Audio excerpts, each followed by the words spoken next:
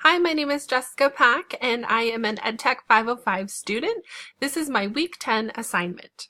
This week we were tasked with finding an evaluation report to be able to critique.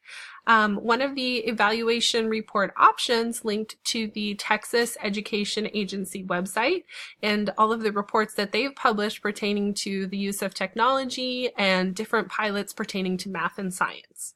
So the evaluation report that I selected for this particular assignment is called Technology-Based Supplemental Instruction Pilot Programs in Rural School Districts. This evaluation was conducted by the Texas Center for Educational Research, and it was funded by the Texas Education Agency, which was actually the audience for this report. So let's go ahead and look at the 6 focus questions that we examined and critiqued the evaluation report for.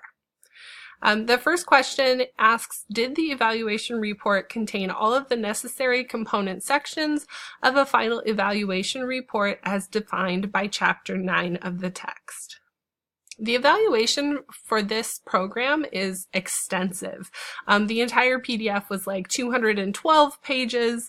It had 6 or 7 different appendices, so it was a very, very well-written, extensive report, and because of the length and the detail that they went to, I can tell this is a summative report. It's also synthesizing findings from 2 previous interim evaluations, and that's another sort of clue for me that this is a summative end-of-the-year, end-of-program report.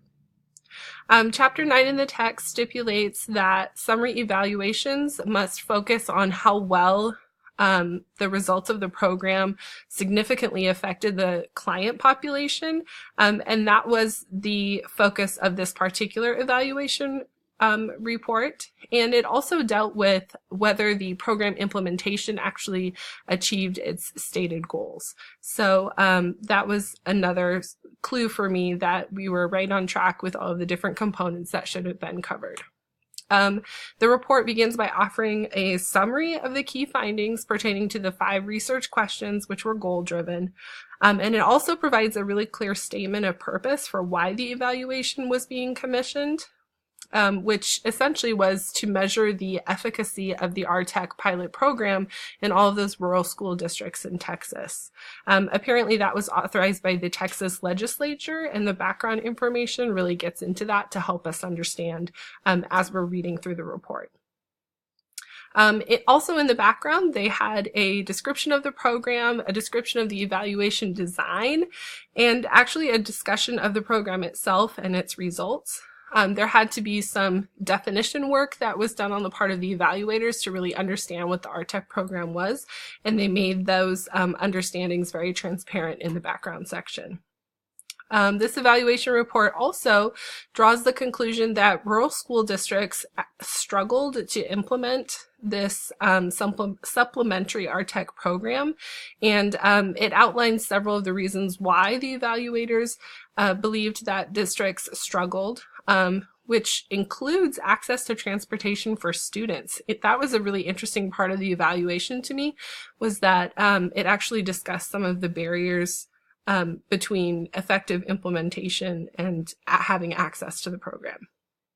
The report also makes recommendations based on its finding that these districts struggled. It says that it recommends that the grant guidelines that were attached to the EDTECH program be revised so that the program should take part of the regular school day for students and not be a supplementary type of program that takes place outside of the school day, but rather that it's happening within core content and within the school day itself.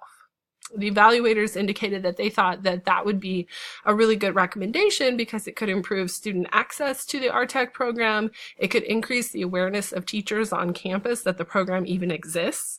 And it could also help with achievement outcomes, as well as lowering some of the program costs associated with the EDTECH pilot.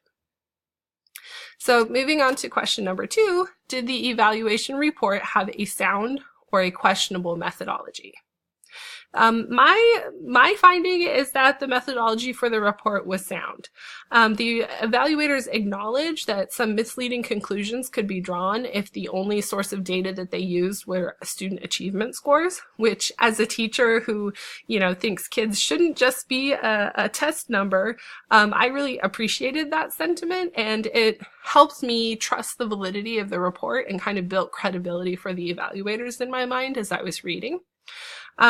So in the end, the evaluators identified multiple sources of data collection, which I thought was really interesting. And within those data sources, they chose both qualitative and quantitative data types. So they used several different surveys, they did site visits, they looked at archival data, which pertained to the accountability ratings of all the public schools that were involved in this particular pilot. And these multiple measures, along with the openness of the evaluation report writer, really helped me be able to see that a source of potential bias had been eliminated and that I could trust the findings of the evaluation. The site visit portion of the data collection was actually really interesting to me because it talked about how there was this super definite plan for how those site visits should be conducted. I don't know if it's just my little corner of the teacher world, but in my experience, site visits are generally pretty informal and consist of a lot of observation that may or may not be consistent between classrooms.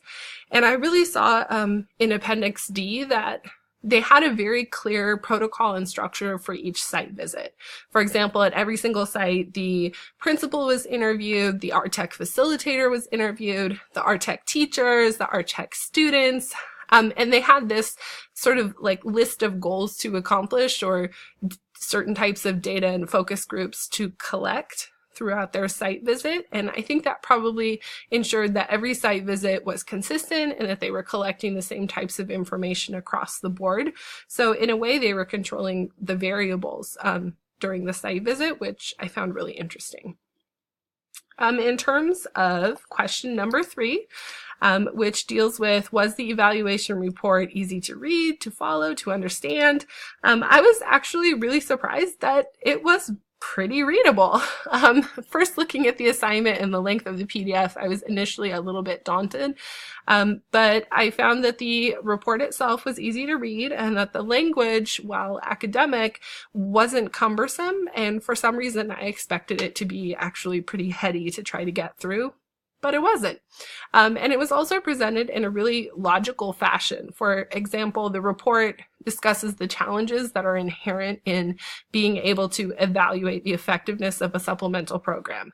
And EDTECH in this particular pilot is a supplemental program.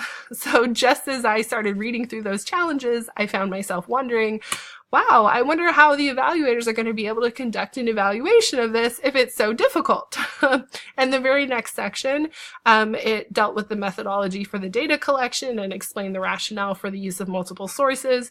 And that really helped me sort of connect the dots between what was being said, the questions that arose in my mind, and how all of that could be resolved. So one feature also that increased the readability for me and my ability to follow was the table of contents. So I actually went back and consulted it a couple of times so that I could reread and review certain portions and, easily pinpoint what it was that I was looking for. So I actually found that to be really helpful. From what I can recall, our particular evaluation projects for this course, the table of contents is optional. I think I remember reading that somewhere, but either way, I'm most definitely going to put a table of contents into my report because I thought that that was actually really beneficial. Question number 4 asks if the evaluation report contained any surprises. So I have to say, while reading the report, the biggest surprise I encountered was the sheer number of materials contained in the appendices. 3 different surveys were included, as well as a description, again, of how the site visits were conducted. And having access to all of these instruments right there actually helped me better understand how data was collected And it gave me some ideas for my own evaluation project. In particular, it was really helpful to see the Likert questions and how they were designed.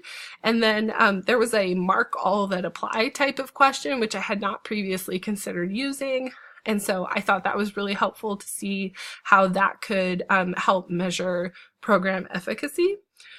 And then all of the survey questions were directly related to the focus of the evaluation, which also helped me in terms of being able to understand exactly how those survey questions are supposed to connect with why we're evaluating and what the purpose of the evaluation is. So that was a really good example for me to see. Overall, I was kind of surprised that some of the surveys included short constructed response questions, because it seems like there would be a really big openness for variability in the types of answers that you get. I mean, first the participant or the respondent has to be willing to sit there and type out an answer, an open-ended answer to an open-ended question. And then it's also dependent on the writing skills of the respondent, and I can see how that might be challenging for some English language learner students to appropriately and accurately represent their feelings on a particular issue. So I was a little surprised by that. Question number 5 asks if the evaluation report helps me learn something new about doing evaluation reports. In past assignments and discussion boards, we've talked about the need for evaluators to be really open and honest, and not just about the process, but also about any potential biases. For example, if a person is involved in a program and that's being evaluated, they need to be really upfront about that and make sure that their report covers weaknesses as well as strengths of a program, because they might inherently really want that program to succeed. That's the situation that I'm in with my evaluation on quest-based learning, so I've paid really close attention to that conversational thread whenever it arises. But in reading this particular evaluation report for the EDTECH program, it really helped me understand the importance of transparency and what that actually does for the person on the other side of the report who's reading the findings. It makes it a lot more credible, and that's really important for people who want to make a career out of evaluation, is to be perceived as a credible evaluator who is very open about the challenges and the biases and how things are conducted. So that really drove that point home for me. The last question to cover is whether or not I have any suggestions to make this evaluation better. This evaluation was awesome, and it was really great to see how all the pieces fit together. If I have one suggestion, it's probably more as a lay person or someone who's not very experienced reading this type of academic text, but I would have appreciated a few simpler graphs. A lot of the data is represented in these really complicated tables, and you definitely have to spend a minute looking at it. And I just kind of felt like it might be helpful if there were a few more simplistic graphs or a few more visual ways that information could be presented as opposed to just a string of numerical values. So that was my one idea, but again, I'm new to evaluation and I probably don't know what I'm talking about. So thank you for listening to my evaluation report critique. I definitely learned a lot from this assignment, as I do every week. So thanks again for watching and for letting us do alternate submissions.